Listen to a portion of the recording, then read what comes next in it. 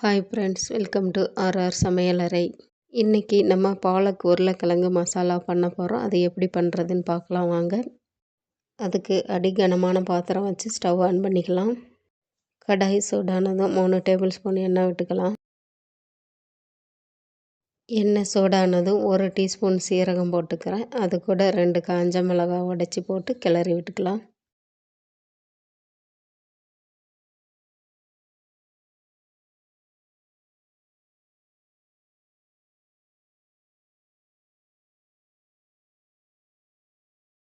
அடுத்ததாக இடித்து வச்சுருக்கிற இஞ்சி பூண்டு 2 டீஸ்பூன் அளவு போட்டு கிளறி விட்டுக்கலாம்.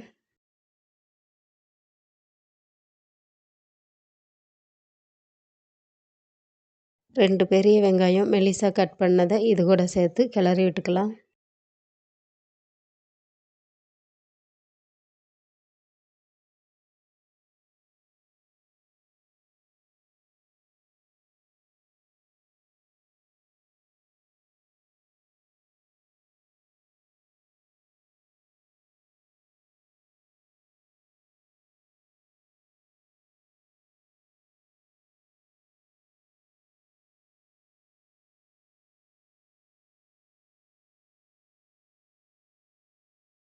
வெங்காயம் கண்ணாடி பதம் தாண்டி வதங்கினதுக்கப்புறம் கட் பண்ணி வச்சுருக்கிற 4 உருளைக்கிழங்க சேர்த்து வதக்கி விட்டுக்கலாம்.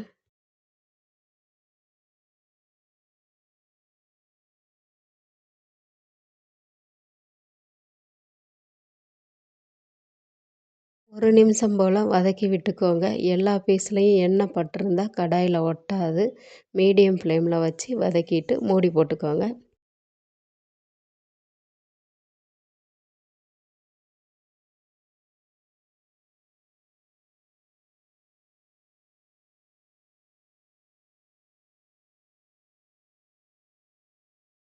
ரெண்டு நிமிஷம் கழித்து மூடியை ஓப்பன் பண்ணி கிளறி விட்டுட்டு 1/4 teaspoon chilli flakes 1/4 teaspoon chilli powder போட்டு கிளறி விட்டுக்கலாம்.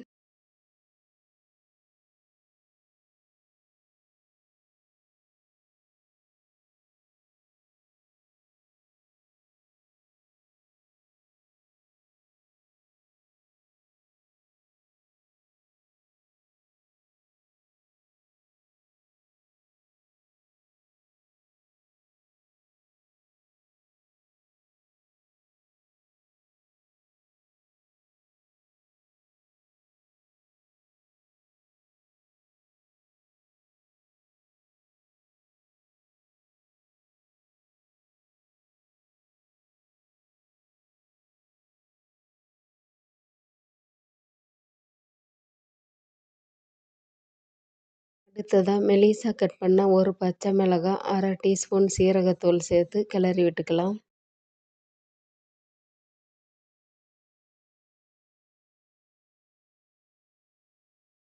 சீரகத்தூளோட பச்சை வாசம் போனதுக்கப்புறம் 1/4 டீஸ்பூன் மஞ்சத்தூள், தேவையான அளவு உப்பு சேர்த்து கிளறி விட்டுக்கோங்க.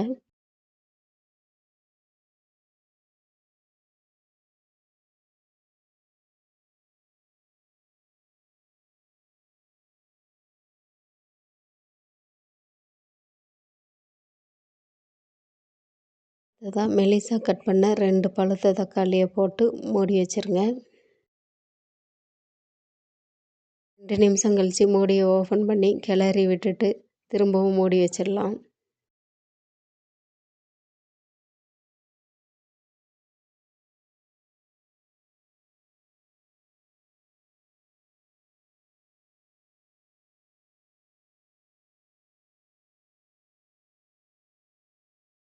மூணு நிமிஷம் ஆயிடுச்சு. இப்போ மூடியை ஓப்பன் பண்ணி கிளறி விட்டுக்கோங்க. அது கூட 1 டீஸ்பூன் தனியாத்தூள் சேர்த்து கிளறி விட்டு திரும்பவும் மூடி வச்சுக்கோங்க.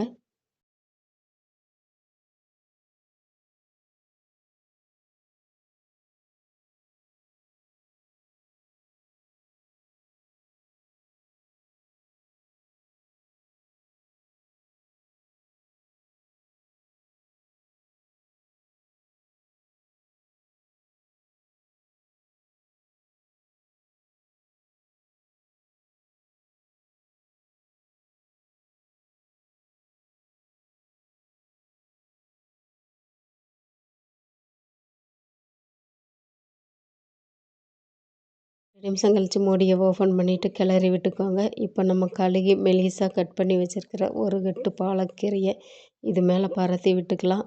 அது கூட அரை டீஸ்பூன் கரம் மசாலா, கொஞ்சமாக கஸ்தூரி மெத்தி போட்டு மூடி போட்டுருங்க.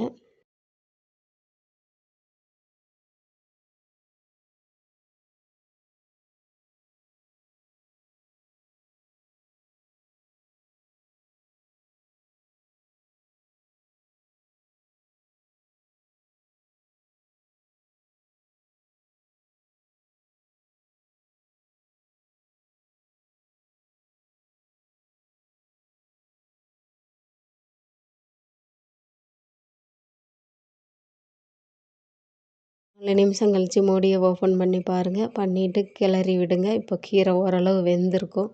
நல்லா கிளறி விட்டுட்டு திரும்பவும் மூடி வச்சுடுங்க.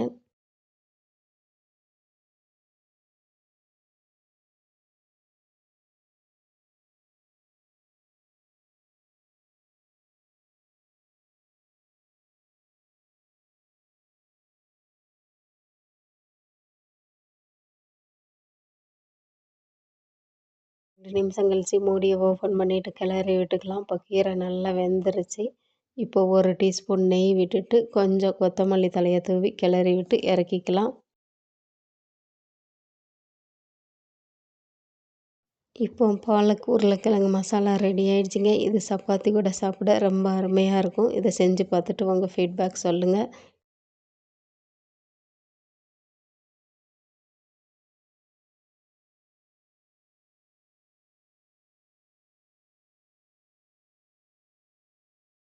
இந்த வீடியோ உங்களுக்கு பிடிச்சிருந்தால் லைக் பண்ணுங்கள், ஷேர் பண்ணுங்கள், கமெண்ட் பண்ணுங்கள், சப்ஸ்கிரைப் பண்ணுங்கள். தேங்க்யூ.